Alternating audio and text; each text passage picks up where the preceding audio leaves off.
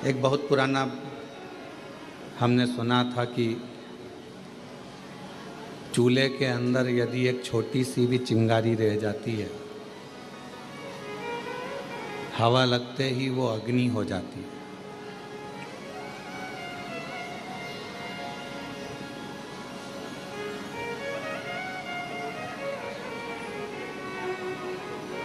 एक छोटी सी चिंगारी बाद में अग्नि का रूप ले लेती है। बस हवा लगी उसमें और उसने अग्नि का रूप लिया।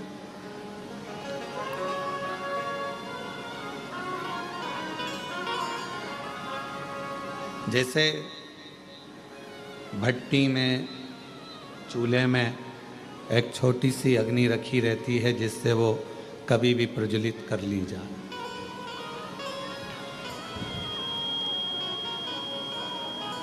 उसी तरह मेरे देवाधिदेव महादेव भी जब पृथ्वी पर भेजते हैं, जन्म देते हैं, माँ के गर्भ से आपका हमारा जन्म होता है।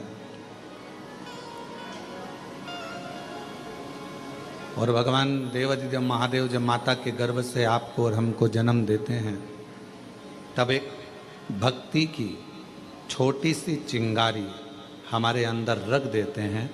और जब हम पृथ्वी पर जन्म ले लेते हैं, कहीं शिव महापुराण की कथा की हवा हमें लगती है तो हमारी भक्ति की अग्नि फिर प्रज्वलित होने लगती है। और वो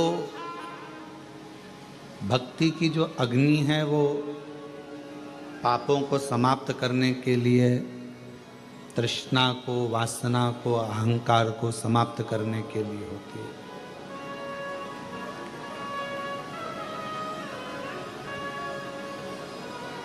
यहाँ बैठकर आप कंकर शंकर का पूजन करें, 108 बैठकर 108 बार श्री शिवाय नमस्तुभ्यम का जाप करें।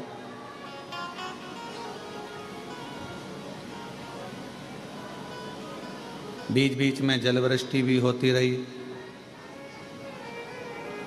भजन करते रहे, स्मरण करते रहे, नाम जाप करते रहे। और फिर साथ में भगवान शंकर की कृपा से, करुणा से, उनकी उदारता से ये शिव महापुराण की कथा श्रवण करने को मिल गई।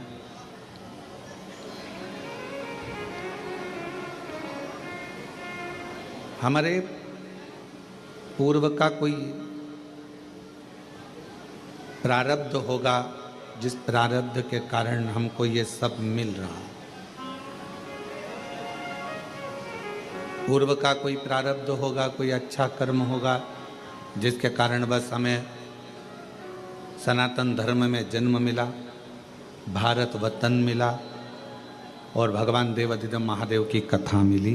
ये हमारे पूर्व का कोई अच्छा कर्म है। दुनिया में कोई सा भी ऐसा धर्म नहीं है दुनिया में कोई सा भी ऐसा एक मजहब नहीं है जिसमें पत्थर को भी पूज कर परमात्मा बना दिया जाता है।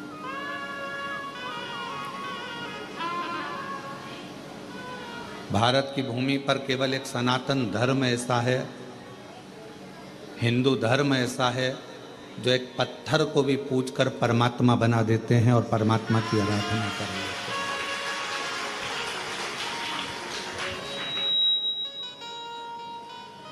कोई किसी मजहब में, किसी भी मजहब में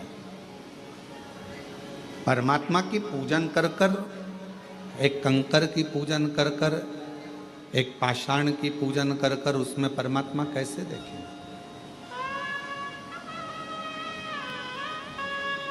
ये बल किसी में भी नहीं।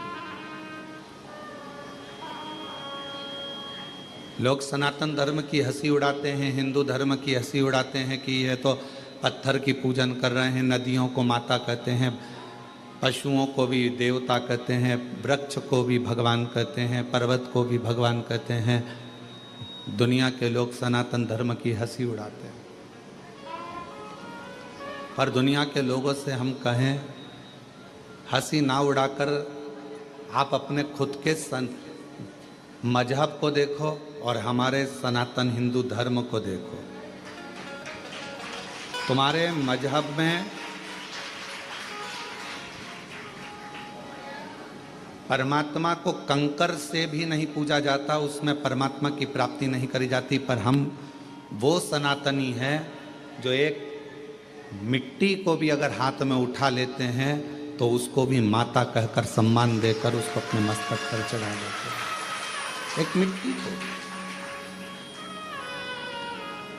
यहाँ दुनिया के लोग आते हैं, कंकर शंकर की भूमि पर पहुँचते हैं, कंकर बीनते हैं, पूजन करते हैं 5 कंकर की, एक कंकर अपने साथ में लेकर जाते हैं, 3 महीने में, 6 महीने में, साल भर में, जब भी वो इधर आते हैं वापस छोड़ जाते हैं, फिर ले जाते हैं।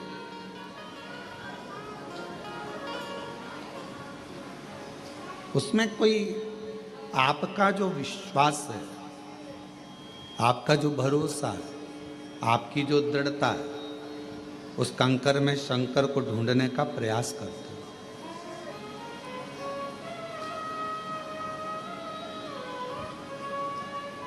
और मैंने तेरे ही भरोसे बाबा, तेरे ही भरोसे हवा भी उड़ती जावांगी बाबा,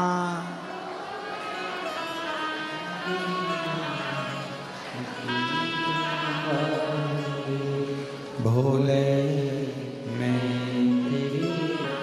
हवा बिच उड़ती जावांगी बाबा, डोर हत्तो छड़ी नाम कटी जा, भोले मैं तेरी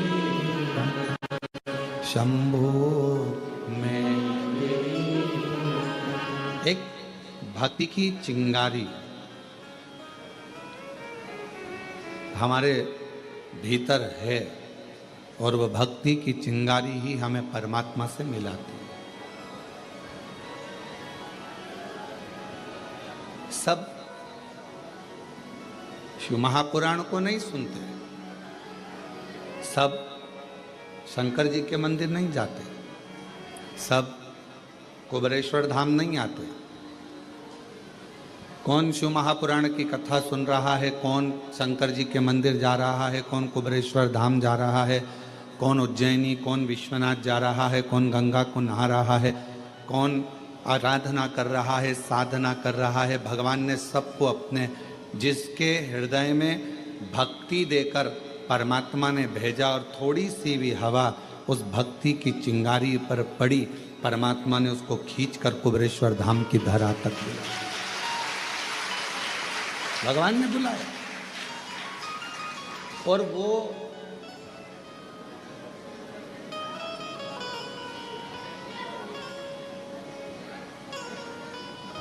आपने अपने भांजे को फोन लगाया, भांजी को फोन लगाया, दीदी को फोन लगाया कि नहीं तुम्हें राखी पर आना पड़ेगा, राखी पर आना पड़ेगा।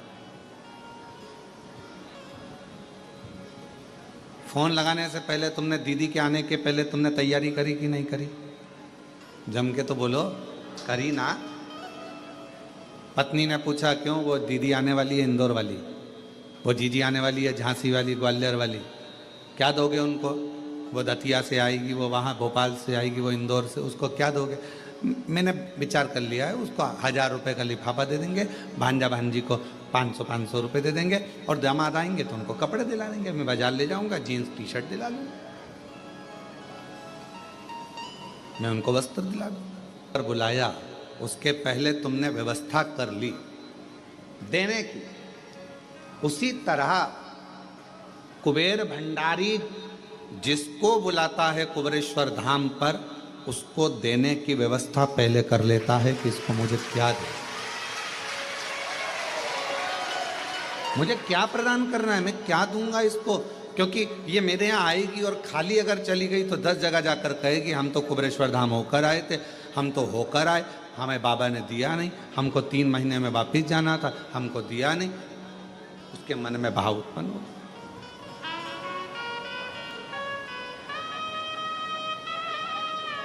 वो व्यवस्था करता है पहले। कितने लोग हैं जो भोपाल से इंदौर निकल जाते हैं पर कुबेरेश्वर धाम अंदर तक नहीं आते, और एक दिन ऐसा आता है कि वो कुबेरेश्वर धाम में अंदर तक आ जाते हैं, दर्शन करने के लिए। क्यों? बाबा बुलाता तब ना। और तेरी कृपा बिना ना हिले एक भी अणु, लेते हैं सांस तेरी कृपा से अणु। बखान क्या करूं मैं राखों के ढेर का, चपटी भभूत में खजाना कुबेर का।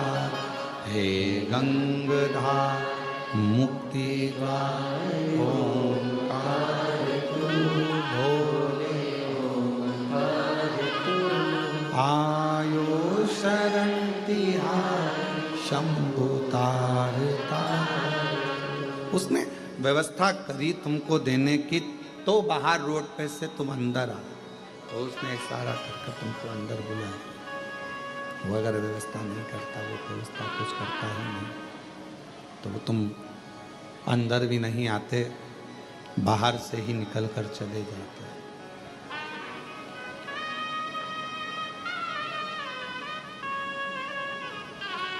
जो आया पहुँचे, बाबा का दर्शन किया, जल चढ़ाया, 108 बार श्री शिवाय नमस्तुभ्यम कहा, कंकर शंकर पूजन करी, मंत्र जाप किया, नाम जाप किया, स्मरण किया।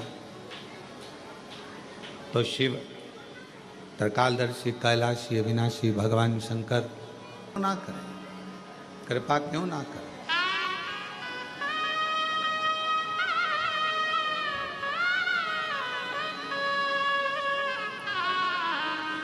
फिर शिव करुणा क्यों ना करे। आप कहीं पर भी रहो, जहां तुम्हारी मर्जी पड़े वहां रहिए। घर में, दुकान पर, फैक्ट्री में, मकान में, सर्विस में, नौकरी में, जहां तुम्हारा मर्जी पड़े वहां रहो। कई माताएं कहती हैं, कई भाई कहते हैं कि हम मंदिर नहीं जा पाते क्योंकि हमारी कॉलोनी से मंदिर बहुत दूर है। कई लोग कहते हैं कि हमारी सोसाइटी में मंदिर नहीं है।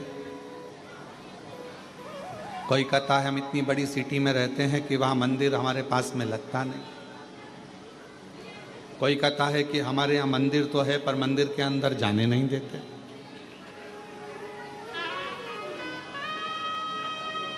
हम मंदिर के अंदर भी नहीं पहुँच पाते। कई लोग हैं और कई तरह की बाधाएं भी हैं मनुष्य के साथ। ऐसा नहीं है कि हमने आपसे कह दिया कि एक लोटा जल चढ़ाने जाओ। साउथ के कई मंदिर ऐसे हैं जिसमें प्रवेश नहीं मिलता, अंदर जाने नहीं देते। और कई कई जगह ऐसी है जहां मंदिर ही नहीं है, बहुत पास में, नहीं जा पाते, बच्चे भी नहीं जा पाते। तो शिव महापुराण की कथा के वायव्य संहिता में एक बड़ी सुंदर बात कही, बड़ा सावधानी से सुनिएगा इस चरित्र को। वायव्य संहिता में श्री वेदव्यास जी वर्णन कर रहे हैं। और वायव्य संहिता के अंतर्गत वेदव्यास जी कहते हैं कि अगर तुम मंदिर तक ना जा सको,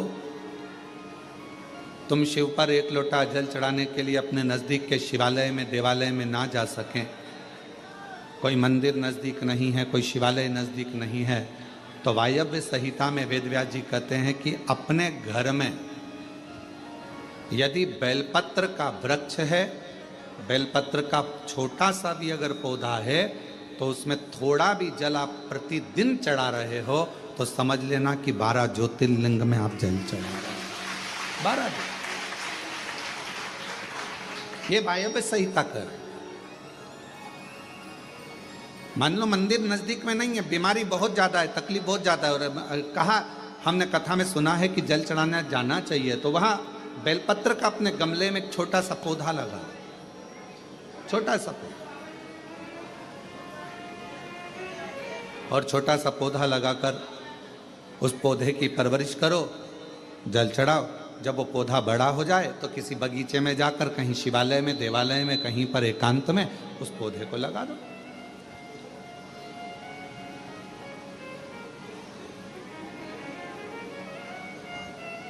जैसे तुलसा जी को बड़ा कर कर तुलसा जी का मंगल विवाह शालिग्राम जी से होता है, देव उठनी एकादशी पर शालिग्राम बाबा के साथ मंगल विवाह किया जाता है, वैसे ही बेलपत्र के पौधे को बड़ा कर कर उसको भी शिव को समर्पित किया जाता है, भगवान शंकर को समर्पित किया जाता है।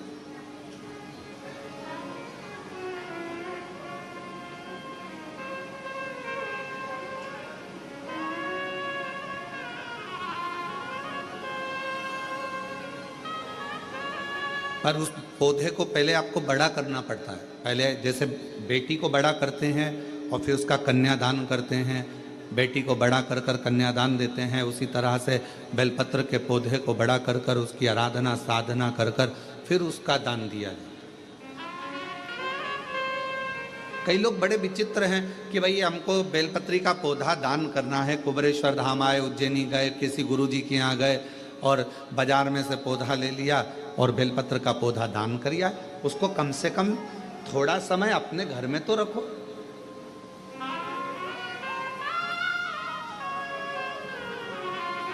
गौदान का नियम मालूम है आपको? कितना लोग जानते हैं गौदान के नियम को? गौदान का नियम होता है, कई लोग बेटी के विवाह में गाय दान करते हैं, कई लोग कोई शांत हो जाता है तो 12वें में 13वें में गाय दान करते हैं ना, गौदान करते। परदादा के लिए दान कर रहे हो, वो चले गए, शांत हो गए, उनके 12वें में, उनके 13वें में, उनके 1 महीने के बाद अगर आप दान कर रहे हो, 12वें 13वें में दे रहे हो, या कन्यादान बेटी का कर रहे हो उसमें गौदान कर रहे हो, या तुम्हारा मन हुआ का गौदान करना है हमारे पूर्वजों, तो पहले उस गाय बछड़े को अपने घर में रखकर उसकी सेवा करना पड़ेगी 1 रात्रि 2 रात्रि, उसके बाद गौदान करो। पहले उसकी सेवा तो करो।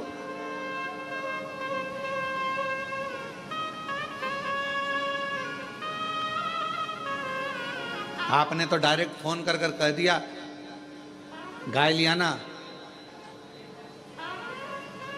दान करना है। पंडित जी ने संकल्प छुड़ाया, गाय दरवाजे पर आई और 1 मिनट में संकल्प छूटा। पंडित जी से कहा ले जाओ गाय, लेके जाओ जल्दी से, गाय बछड़ा लेकर जाओ। पंडित जी गाय बछड़ा लेकर चले, ढीले कम करो, गाय बछड़ा पंडित जी लेकर चले। ये श्रेष्ठता नहीं। तुलसा जी का पौधा घर में रखकर उसको पोषित कर कर बड़ा कर कर फिर शालिग्राम भगवान से विवाह कर कर फिर दिया जाए। बेलपत्र का पौधा पहले बड़ा कर कर अपने घर में थोड़ा सा, नहीं ज़्यादा रख सकते तो 8 दिन 7 दिन 5 दिन 15 दिन 20 दिन 1 महीना 2 महीना 4 महीना 6 महीना जितना आपका रख सकते हो रखकर फिर किसी जगह पर लगाए। क्यों, क्या जरूरत है गुरुजी अपने घर में पौधे को रखकर फिर दान करना, अपने घर में पौधे को रखकर फिर कहीं लगवाना, अपने घर में पौधे को पहले परवरिश कर कर फिर कहीं उसको लगवाना? कारण क्या पड़ता है? कारण एक है, वायव्य संहिता शिव महापुराण की कहती है, अगर हमने किसी बेलपत्र के पौधे को अपने घर में रखकर 5 दिन 7 दिन 1 महीना 15 दिन 6 महीना उसको परवरिश करा तो हमारे घर का कितना भी नेगेटिवता, कितनी भी हमारे घर में कुछ भी गंदा हो रहा है, कुछ गलत हो रहा है, कोई गलत हो रहा है, कोई झूठ बोल रहा है, कोई पाप कर्म हो गया हमारे घर में, इस भूमि पर जिसमें हम रहते हैं उस घर में एनर्जी अगर नहीं है तो आपने उस पौधे को अपने घर में रखकर उसका परवरिश कर कर 15 दिन 7 दिन 1 महीना 2 महीना 6 महीना 8 महीना जितना तुम्हारा मन कर जाए, 1 दिन 2 दिन जितना मन कर, उसके बाद पौधे को कहीं लगवा। क्यों? वो हमारे घर का पूरा गलत जो भी विचार होंगे, गलत सोच, गलत विचार, गलत ऊर्जा वो पौधा ग्रहण कर लेता है। बेलपत्र का पौधा अपने अंदर उतार लेता है। बेलपत्र का और बाद में फिर वो बेलपत्र के पौधे को हम ले जाकर कहीं रोपित कर देते हैं तो उसकी ऊर्जा हमारे घर पर हमेशा रहती है, हमेशा। कैसे? इसके सत्य प्रमाण क्या हो सकता है? तो सत्य प्रमाण का स्मरण करिएगा। एक गाय को 5 दिन, 7 दिन, 9 दिन, 15 दिन अपने दरवाजे से रोटी दीजिए। 9 दिन रोज रोटी दो, 10वें दिन गाय तुम्हारे दरवाजे पर आकर खड़ी हो जाए। बोलो खड़ी होगी कि नहीं होगी? जम के तो बोलो, खड़ी होगी ना। गौ माता को तुमने रोटी दिया, अब गाय रोज आकर, तुम रोटी खा रहे 2 दिन, 3 दिन, 5 दिन तुमने रोटी दिया तो गाय आकर खड़ी हो जाएगी। एक कुत्ता को तुम्हारे दरवाजे पर रोटी देना चालू करो, 8 दिन बाद वो कुत्ता तुम्हारे दरवाजे पर बैठना चालू कर देगा। बोलो सही है कि गलत है? जम के तो बोलो, ठीक है। एक पक्षी के लिए 2 दिन, 5 दिन, 7 दिन अपने घर के छत पर अनाज डालकर देखो, 7 दिन के बाद पक्षी तुम्हारे दरवाजे पर, तुम्हारे छत पर आना चालू करेंगे कि नहीं करेंगे? बोलो बोलो, जम के बोलो। पक्षी आ रहे हैं, गाय आ रही है, कुत्ता आ रहा है, किसी को दे रहे हो आप तो वो आ रहा है। उसी तरह जब हम हमारे घर में एक बेलपत्र के पौधे को बड़ा करते हैं और बड़ा करने के बाद उस बेलपत्र के पौधे को तुम कहीं पर भी, इंदौर में रहते हो, सीहोर में आकर तुमने लगा दिया, खरगोन में रहते हो, बरहानपुर में जाकर लगा दिया, ग्वालियर में, तुम्हारा मन पड़े तुम अपने घर के आसपास में भी कहीं पर भी उस पौधे को, तुम रहते यहाँ हो 200 मीटर की दूरी पर, 500 मीटर की दूरी पर, 5 किलोमीटर पर, 10 किलोमीटर, कहीं पर भी जाकर उस पौधे को लगा दो। वो पौधा तुम्हारे घर में कितनी भी नेगेटिवता रहेगी, वो पौधा अपने आप तुम्हारे घर की गंदगी को खींचता रहेगा, नेगेटिवता को खींचता रहेगा, कहीं पर भी रहे, किसी भी जगह।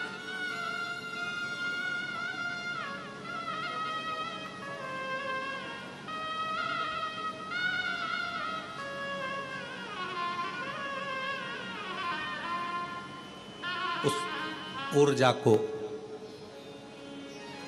वो पौधा अपने पास की ऊर्जा को देता रहता है, देता रहता है। और सरल भाषा में समझो, वायव्य संहिता को, व्यास जी महाराज द्वारा रचित शिव महापुराण की वायव्य संहिता और सरल भाषा में समझो। बेटी को शादी कर दिया, बेटी चली गई अमेरिका, ठीक है। अमेरिका में जाने के बाद, अमेरिका में पहुंचने के बाद बेटी को तुम्हारी याद आ रही कि नहीं आ रही है? जम के बोलो जरा। आ रही। तुम्हें बेटी की याद आ रही कि नहीं आ रही है? आ रही। याद आ गई तो वो कभी ना कभी तो तुमसे फोन पर बात करेगी, मम्मी कैसी हो, मैं पहुंच गई हूँ, अच्छे से हूँ, अभी